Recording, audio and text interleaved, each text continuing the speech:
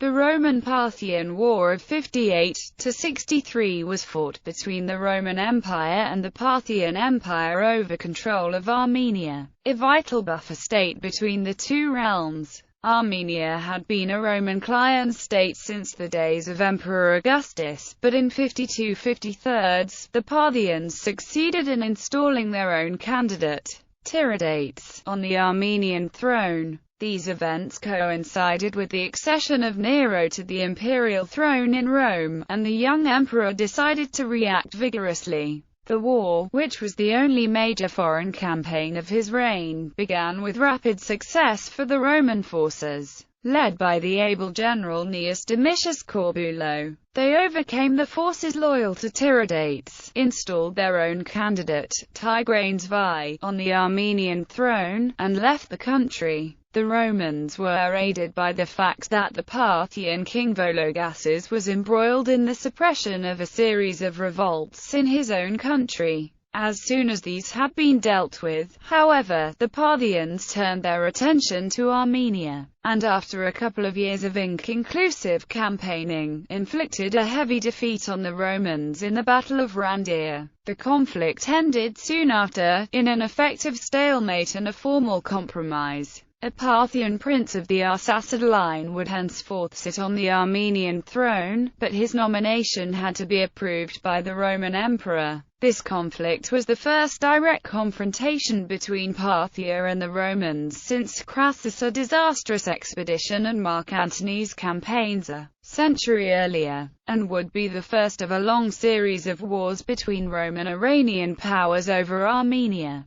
Background: ever since the expanding Roman Republic and the Parthian Empire had come into contact in the mid-1st century BC, there had been friction between the two great powers over the control of the various states lying between them. The largest and most important of these was the Kingdom of Armenia. In 20 BC, Augustus succeeded in establishing a Roman protectorate over the country, when Tigranes III was enthroned as King of Armenia. Roman influence was secured through a series of Roman-sponsored kings until 37 AD, when a Parthian-supported candidate, Rhodes, assumed the throne. The Roman-supported king, Mithridates, recovered his throne with the support of Emperor Claudius in 42 AD, but was deposed in 51 AD by his nephew Rhadamastus of Iberia. His rule quickly became unpopular, however, and this gave the newly crowned king Vologases I of Parthia the opportunity to intervene. His forces quickly seized the two capitals of Armenia, Artaxata and Tigranaceta, and put his younger brother Tiridates on the throne. The onset of a bitter winter and the outbreak of an epidemic forced the Parthians' forces to withdraw, allowing Rhadamastus to retake control of the country. His behavior towards his subjects, however, was even worse than before, and they rose in rebellion against him. Thus in 54 AD Rhadamastus fled to his father's court in Iberia, and Tiridates re-established himself in Armenia. In the same year, in Rome, Emperor Claudius died and was succeeded by his stepson Nero. The Parthian encroachment in an area regarded as lying within the Roman sphere of influence worried the Roman leadership, and was widely seen as a major test of the new emperor's ability. Nero reacted vigorously, appointing Gnaeus Domitius Corbulo, a general who had distinguished himself in Germania and now served as governor of Asia, to supreme command in the east. Diplomatic maneuvers and preparations. Corbulo was given control over two provinces, Cappadocia and Galatia, with pro-praetorial and later pro-consular authority or imperium. Although Galatia was considered a good recruiting ground and Cappadocia had a few units of auxiliaries, the bulk of his army came from Syria, where half the garrison of 4 legions and several units of auxiliaries was transferred to his command. Initially, the Romans hoped to resolve the situation by diplomatic means. Corbulo and Armedius Quadratus, the governor of Syria, both sent embassies to Vologases, proposing that he give up hostages, as was customary during negotiations, to ensure good faith. Vologases, himself preoccupied by the revolt of his son Vardanus, which forced him to withdraw his troops from Armenia, readily complied. A period of inactivity ensued, while the Armenian issue remained in limbo. Corbulo used this lull to restore his troops' discipline and combat readiness, which had diminished in the peaceful garrisons of the east. According to Tacitus, Corbulo discharged all who were old or in ill health, kept the entire army under canvas in the harsh winters of the Anatolian plateau to acclimatize them to the snows of Armenia, and enforced a strict discipline, punishing deserters by death. At the same time, however, he took care to be constantly present amongst his men, sharing their hardships. In the meantime, Tiridates, backed by his brother, refused to go to Rome, and even engaged in operations against those Armenians whom he deemed were loyal to Rome. Tension mounted, and finally, in the early spring of 58, war broke out. Outbreak of the war, the Roman offensive. Corbulo had placed a large number of his auxiliaries in a line of forts near the Armenian frontier under a former primus pilus, Paxius Orphatus. Disobeying Corbulo's orders, he used some newly arrived auxiliary cavalry to stage a raid against the Armenians, who appeared to be unprepared. In the event, his raid failed, and the retreating troops even spread their panic amongst the garrisons of the other forts. It was an inauspicious start for a campaign, and Corbulo severely punished the survivors and the commanders. Having drilled his army for 2 years, Corbulo, despite this misadventure, was ready. He had 3 legions at his disposal, to which were added a large number of auxiliaries and allied contingents from eastern client kings like Aristobulus of Lesser Armenia and Polemon II of Pontus. The situation was furthermore favorable to the Romans. Vologases faced a serious revolt by the Hyrcanians in the region of the Caspian Sea, as well as incursions of Daha and Sakher nomads from Central Asia, and was unable to support his brother. The war thus far had featured mostly skirmishing along the Roman-Armenian border. Corbulo tried to protect the pro-Roman Armenian settlements from attack, and simultaneously retaliated against the Parthian supporters. Given that Tiridates avoided confrontation in a pitched battle, Corbulo divided his force, so that they could attack several places simultaneously, and instructed his allies, kings Antiochus IV of Commagene and Pharasmanes I of Iberia, to raid Armenia from their own territories. In addition, an alliance was concluded with the Moshoi, a tribe living in northwestern Armenia. Tiridates reacted by sending envoys to ask why he was under attack, since hostages had been given. To this, Corbulo reiterated the demand to seek the recognition of his crown from Nero. Eventually, the two sides agreed on a meeting. Tiridates announced that he would bring 1,000 men to the meeting, implying that Corbulo should bring the same number of men, in peaceful fashion, without breastplates and helmets. Tacitus suggests that Tiridates intended to overwhelm the Romans, as the Parthian cavalry would be superior to an equal number of Roman infantry in any case. At any rate, in a show of force, Corbulo decided to take with him the larger part of his force, not only IV Ferrata, but also 3,000 men from 3 Gallica plus the auxiliaries. Tiridates also appeared at the agreed site, but, seeing the Romans in full battle array, and in turn distrusting their intentions, he did not come closer and withdrew during the night. Tiridates then resorted to a tactic that had worked well a century earlier against Mark Antony. He sent forces to raid the Roman army's supply route, which stretched over the mountains back to Trapezus in the Black Sea. They failed, however, since the Romans had taken care to secure the mountain routes by a series of forts. Fall of Artaxata. Corbulo now resolved to directly attack Tiridates' fortified strongholds. Not only were they instrumental in controlling the surrounding country and sources of revenue and soldiers, but in addition, a threat to them might force Tiridates to risk a pitched battle, since, in the words of historian A. Goldsworthy, a king who could not defend communities loyal to him, lost prestige. Corbulo and his subordinates successfully stormed 3 of these forts, including Volandum, the strongest of all in that province, according to Tacitus, within a day with minimal casualties, and massacred their garrisons. Terrified by this display of Roman might, several towns and villages surrendered, and the Romans prepared to move against the northern Armenian capital, Artaxata. This forced Tiridates to confront the Romans with his army. As they approached Artaxata, the Roman force, reinforced by a vexillatio of Exfratensis, marched in a hollow square, with the legions supported by auxiliary horsemen and foot archers. The Roman soldiers were under strict orders not to break formation, and despite repeated probing attacks and feigned retreats by the Parthian horse archers, they held together until nightfall. During the night, Tiridates withdrew his army, abandoning his capital. Its inhabitants promptly surrendered and were allowed to leave unmolested,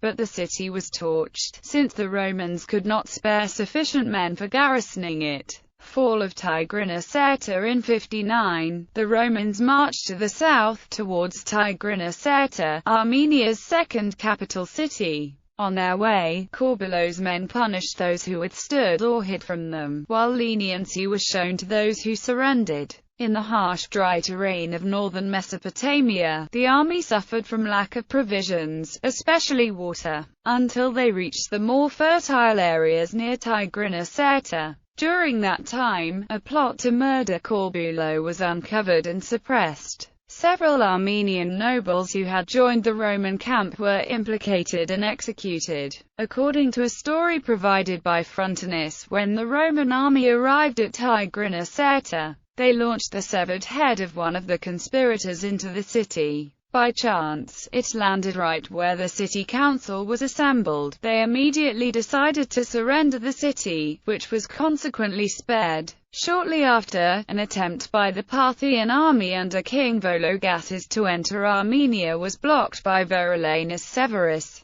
the commander of the auxiliaries. The Romans were now in control of Armenia, and they promptly installed its new king, Tigranes V, the last descendant of the Cappadocian royal house. In Tigranocerta, some outlying western parts of Armenia were also ceded to the Roman vassals. Corbulo left 1,000 legionaries, 3 auxiliary cohorts and 2 cavalry behind to support the new monarch, and retired with the rest of his army to Syria, whose governorship he now assumed as a reward for his success. Parthian counterattack. The Romans were well aware that their victory was still fragile, and that as soon as the Parthian king had dealt with the Hyrcanian rebellion, he would turn his attention to Armenia. Despite Vologases' reluctance to risk an all-out conflict with Rome, in the end, he was forced to act when Tigranes raided the Parthian province of Adiabene in 61. The enraged protests of its governor Monobazush, and his pleas for protection, could not be ignored by Vologases, whose prestige and royal authority were at stake. Vologases therefore hastily concluded a treaty with the Hyrcanians so as to be free to campaign against Rome, and called an assembly of the grandees of his realm. There he publicly reaffirmed Tiridates' position as king of Armenia by crowning him with a diadem. In order to reinstall his brother on the Armenian throne, the Parthian king assembled a force of picked cavalry under Monises, complemented by infantry from Adiabene. In response, Corbulo sent the legions IV Scythica and 12 Fulminator to Armenia, while he detailed the 3 other legions under his command to fortify the line of the river Euphrates, fearing that the Parthians might invade Syria. At the same time, he petitioned Nero to appoint a separate legate for Cappadocia, with the responsibility for conducting the war in Armenia. Parthian siege of Tigranocerta. Monises meanwhile entered Armenia and approached Tigranocerta.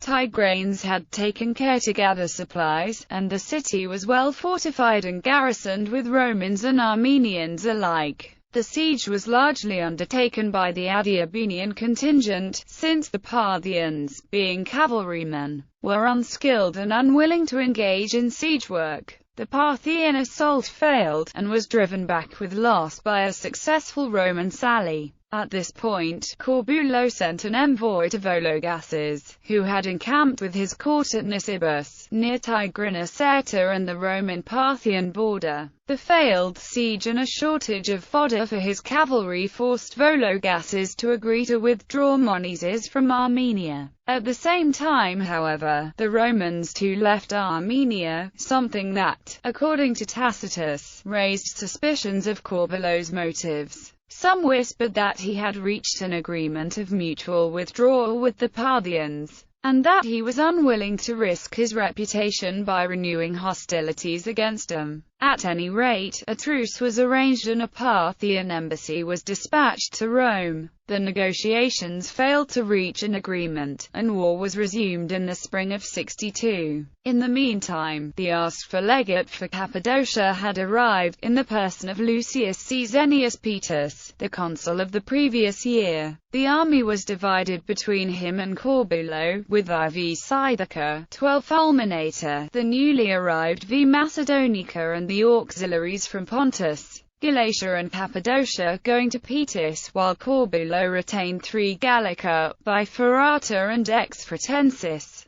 Because of their antagonism for glory, the relations between the two Roman commanders were strained from the beginning. It is notable that Corbulo kept the legions he had spent the past few years campaigning with, and gave his colleague, who after all was expected to conduct the main campaign, the more inexperienced units. The total Roman force arrayed against the Parthians was nevertheless considerable. The 6 legions alone totaled some 30,000 men. The exact number and disposition of auxiliary units is unclear, but there were 7 cavalry and 7 infantry cohorts in Syria alone, comprising a force of 7–9,000 troops. Battle of Rhandeia. Paetus nonetheless appeared confident of victory, and followed the Parthian declaration of war and capture of Tigrinna with his own invasion of Armenia, while Corbulo remained at Syria, further strengthening the fortifications in the Euphrates frontier. Paetus had only 2 legions with him, IV Scythica and 12 Fulminator, and advanced towards Tigrinna.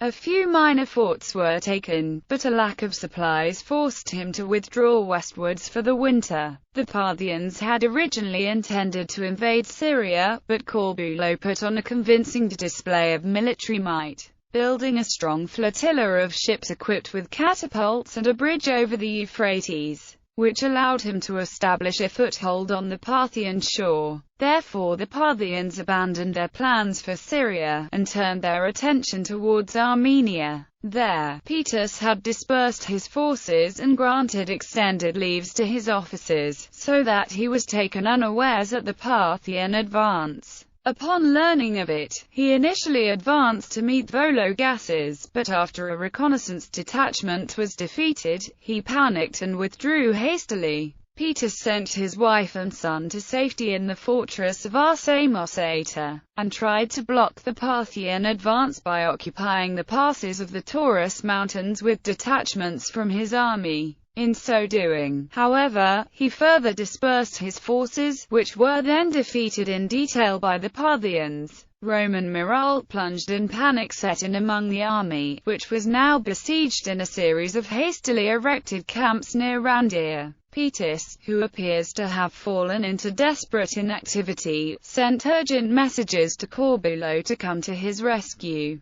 Corbulo in the meantime had been aware of the danger faced by his colleague, and put part of his forces on readiness, but he did not march to join Paetus, and some accused him of delaying in order to reap more glory from rescuing him. Nevertheless, when the calls for assistance arrived, he responded quickly and marched forth with half of the Syrian army, carrying many provisions laden on camels. He soon met dispersed men of Paetus' army, and managed to rally them around his force. But before he could arrive to the rescue, Peters had capitulated. The Parthians, aware that relief was nearing, increasingly harassed the Romans, until Peters was forced to send a letter to Vologases to seek terms. The subsequent treaty was humiliating. Not only would the Romans leave Armenia and surrender all forts they held, but they also agreed to build a bridge over the nearby Arsanias River over which Vologases could pass in triumph, sitting atop an elephant. In addition, the Roman army was liberally plundered by the Armenians, who took even the Romans' weapons and clothes without facing any resistance. Still worse, according to rumors reported by Tacitus, the Romans were made to pass under the yoke, a gesture of ultimate humiliation in Roman eyes.